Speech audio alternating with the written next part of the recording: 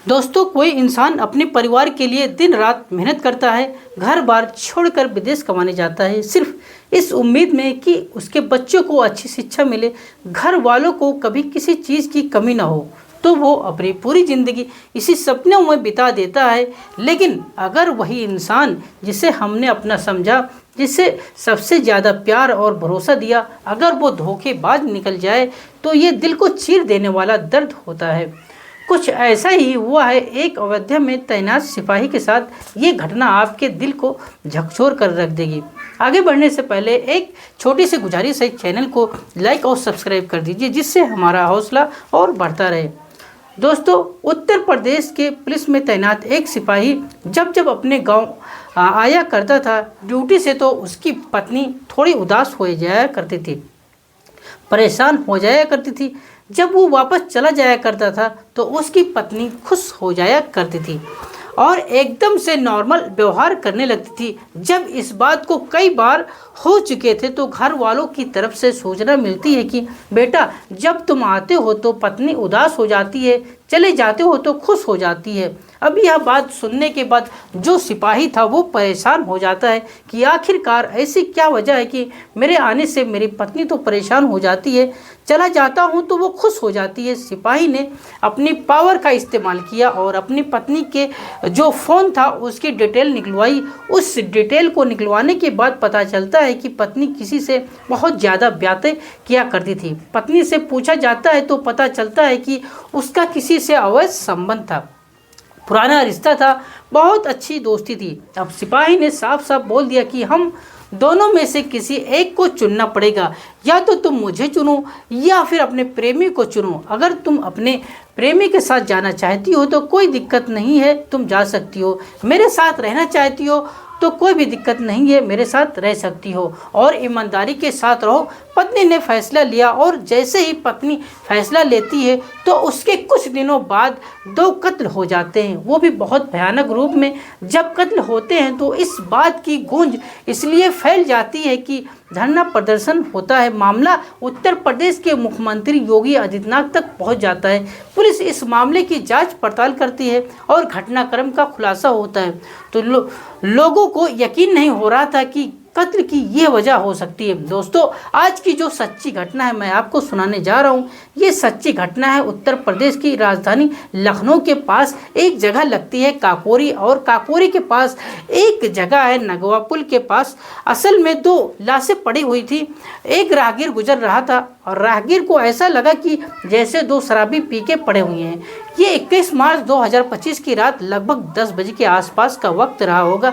राहगीर ने जब पास में जाकर देखा तो उसकी आंखें निकल जाती है, जोर जोर से चिल्लाने लगता है ताकि आसपास कोई उसकी आवाज़ पहुंच सुने और तुरंत वहां पे दौड़कर आ जाए, क्योंकि 2 व्यक्ति की जो लाशें पड़ी हुई थी वो खून से लथपथ पड़े हुए थे। ऐसा लग रहा था कि उन्हें बहुत बुरी तरह से मारा गया था, काटा गया था। जब आसपास के लोग को सूचना पाते हैं, लोग मौके पर आ जाते हैं। इसके बाद फिर पुलिस को सूचना दी जाती है। पुलिस मौके पर आते हैं और दोनों लाशों को कब्जे में लेने के बाद पोस्टमार्टम के लिए भेज दिया जाता है। पुलिस के लिए सबसे बड़ा सवाल था कि आखिरकार ये लाशें किसकी है, यहाँ क्यों आए हैं। तो पता चलता है कि इस घटना स्थल से 5 किलोमीटर की दूरी पर एक गांव लगता है जिसका नाम है पानखेड़ा। पानखेड़ा में रहने वाला एक व्यक्ति जिसका नाम रमेश चंद है, उसी का बेटा है रोहित राजपूत। उम्र उसकी 26 साल है और साथ ही एक किसान है जिसका नाम राम नरेश है, उसका बेटा है मनोज राजपूत जिसकी उम्र 23 साल है। जो मनोज है वो डालचंद इंस्टीट्यूट से ITI की पढ़ाई कर रहा है और रोहित राजपूत जिसकी उम्र 26 साल है, दरअसल वो रेलवे में टेक्नीशियन के पद पर हाल ही में उसकी पोस्टिंग हुई थी।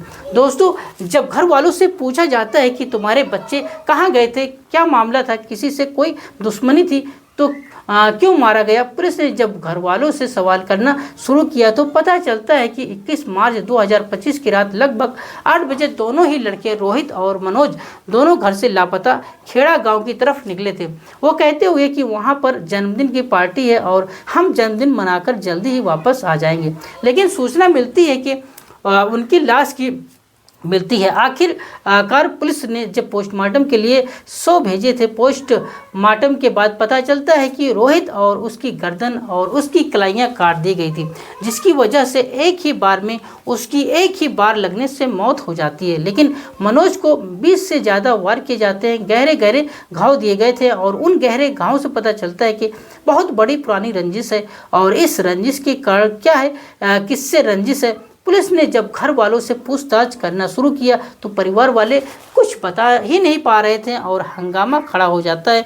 परिवार ने शव रखकर जब हंगामा किया तो आसपास के थानों की पुलिस भी बुला ली जाती है। विधायक पहुंच जाते हैं। विधायक ने परिवार वालों को समझाने की कोशिश की, हम इस मामले की उचित जांच कराएंगे और आरोपियों को खिलाफ कड़ी से कड़ी कार्रवाई करेंगे, इसलिए आप हंगामा मत करो। लेकिन बात जब उत्तर प्रदेश के मुख्यमंत्री योगी आदित्यनाथ तक पहुंचती है तो वो मिलने का भरोसा दिलाते हैं कि मुलाकात करेंगे और आरोपियों को बड़ी से बड़ी सजा दिलाने की कोशिश करेंगे। तब जाके घर वाले शांत होते हैं।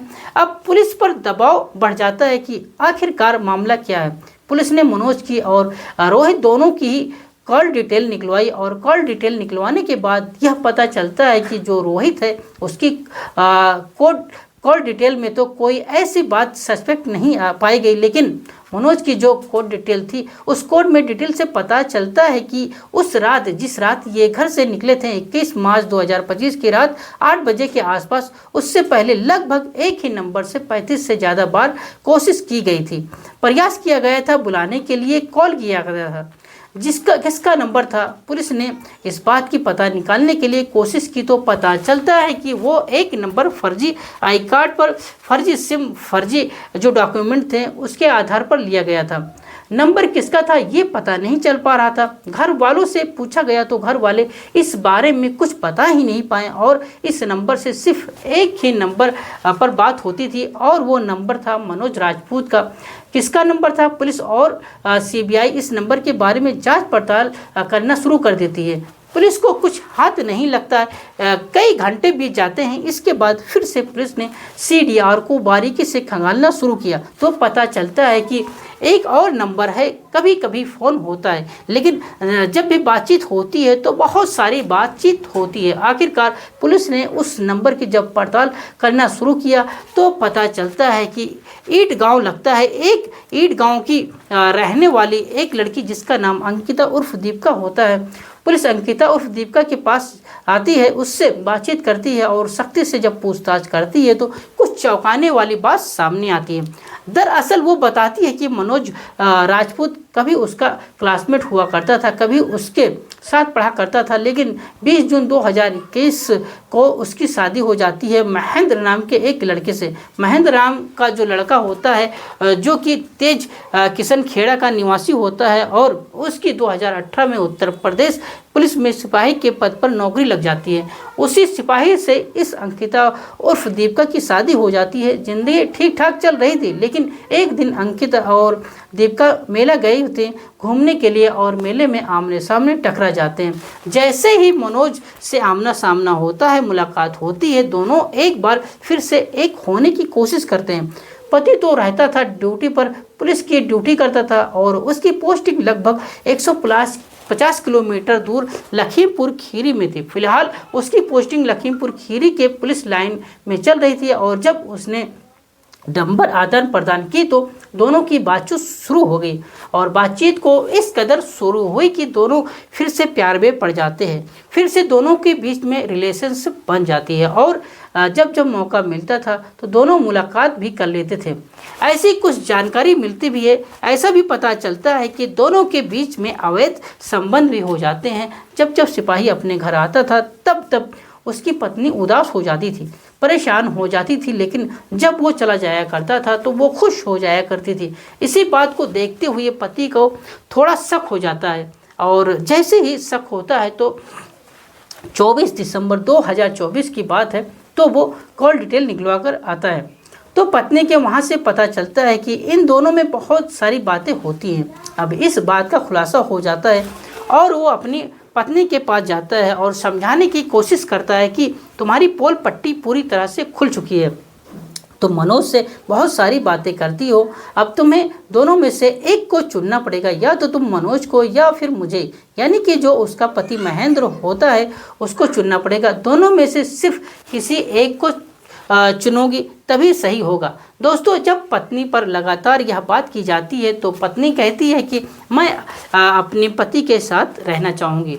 तो दोस्तों, उसका पति सिपाही जो होता है अब ये प्लान बनाता है कि किसी तरह से अनिल को रास्ते से हटाना ही पड़ेगा। तभी उसका पति कहता है कि अगर पति के साथ रहना चाहोगी तो ये नया मोबाइल है, ये नया सिम कार्ड है, अब तुम्हें आगे से सिर्फ इसी से ही बातचीत करनी है। इसके अलावा तुम मनोज से जब भी कभी बात करोगे पुराने नंबर से कभी बात मत करना। जब ये बात पति ने समझाया और उसने कहा कि जब भी कभी मुझसे बात करनी हो तो इसी नए नंबर से बात करोगे, क्योंकि उसने 2 सिम कार्ड लिए थे। एक सिम कार्ड अपने मोबाइल पर लगाया और दूसरा सिम कार्ड अपने पत्नी के मोबाइल में लगा दिया।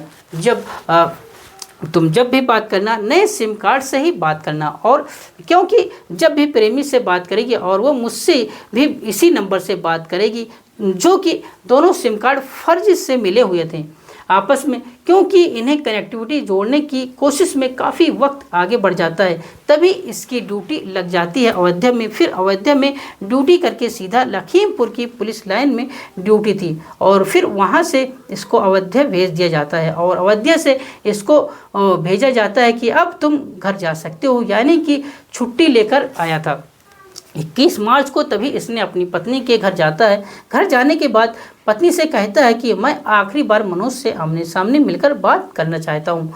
आखिरकार मैं देखना चाहता हूँ कि क्या बात है। कुछ नहीं कहूँगा, कोई झगड़ा नहीं करूँगा, ना कोई फसाद करूँगा, बस एक बार तुम उसे बुला दो।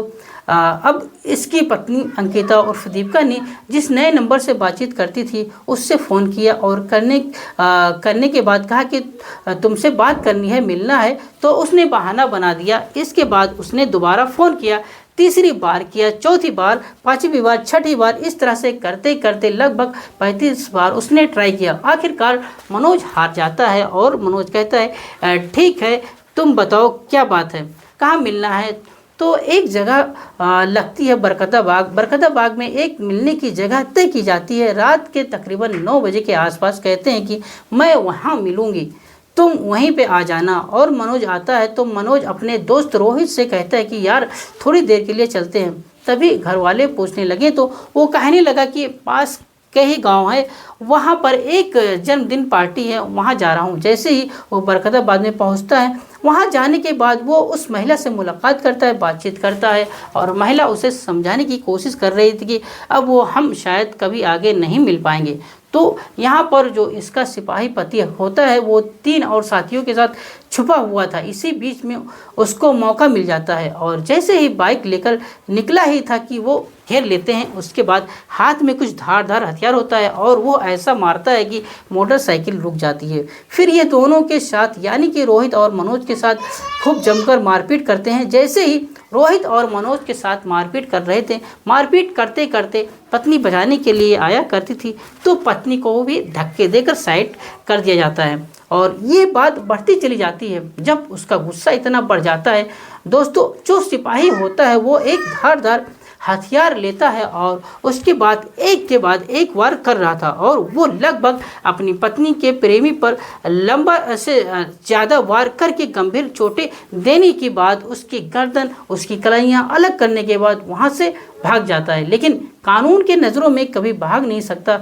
अब चाहे वो पुलिस वाला हो या फिर जज हो या फिर कोई और नेता हो या कोई भी हो, कानून का उल्लंघन करने वाला जरूर एक दिन पकड़ा जाता है, चाहे वो कितनी भी तरीके अंदाज से ये सब घटनाक्रम को अंजाम दे। हालांकि उसने दिसंबर 2024 से ये प्लानिंग की थी, और उसके पास जब ये मौका आया था 21 मार्च 2025 की रात, उसने कत्ल कर दिया, और कत्ल करने के बाद वो आराम से ड्यूटी पर निकल जाता है और यह सोच कर कि कभी पकड़ा नहीं जाएगा। लेकिन पुलिस ने जब इस मामले की जांच पड़ताल की तो सिपाही भी पकड़ा जाता है, उसके साथ 3 और साथी होते हैं वो भी पकड़े जाते हैं, और जो पत्नी होती है जिस पत्नी का शादी से पहले भी अफेयर था और शादी के बाद भी वो अफेयर कर बैठती थी, वो भी पकड़ी जाती है और दो लोग की ज़िंदगी हमेशा हमेशा के लिए ख़त्म हो जाती है। परिवार इसमें पूरी तरह से बर्बादी की कगार पर पहुंच जाएगा। दोस्तों, ईमानदारी की बुनियाद पर रखे गए रिश्ते कामयाब होते हैं, लेकिन यहाँ पति और पत्नी के बीच में जो रिश्ता रखा गया था उसमें बेईमानी हो गई थी। शुरू में अंकिता शादी से पहले भी बेईमानी कर रही थी और शादी के बाद भी उसने बेईमानी की और इस बात का जब पति को पता चला तो जाहिर सी बात है उसने कत्ल कर दिया। अब कत्ल करने के बाद अपनी भी ज़िंदगी बर्बाद की और अपनी पत्नी की भी ज़िंदगी बर्बाद की और तीन वो लोग जिनका कोई कसूर नहीं था जो उसके साथ आए थे उनकी भी ज़िंदगी बर्बाद हो गई और दो लोगों की ज़िंदगी हमेशा हमेशा के लिए खामोश हो चुकी थी, शांत हो चुकी थी। कभी वो वापस लौट कर आ नहीं सकते, वो बर्बाद हो चुके थे। इसमें रोहित का कोई दोष नहीं था, उसका कोई कसूर नहीं था, उसको बेवजह मौत मिल जाती है। दोस्तों, क्या कहना चाहेंगे उस सिपाही के बारे में, उसकी बेवफा पत्नी के बारे में? कमेंट में अपनी राय जरूर दें। दोस्तों, इस पूरे घटना को सुनाने का उद्देश्य किसी को परेशान करना नहीं है, किसी का दिल दुखाना नहीं है, बल्कि आपको जागरूक करना है, आपको सचेत करना है। अगर ये कहानी आपको सोचने और समझने का एक नया जरिया देती है तो ऐसी और भी जानकारियों के लिए हमारे चैनल को लाइक और सब्सक्राइब जरूर करिए। हम चाहते हैं कि आप अपनी राय भी हमारे साथ साझा करें। कृपया अपनी राय कमेंट बॉक्स में ज़रूर दें। अपना समय देने के लिए दिल से धन्यवाद। जल्द ही मिलेंगे एक और नई कहानी के साथ। तब तक के लिए जय हिंद, जय भारत।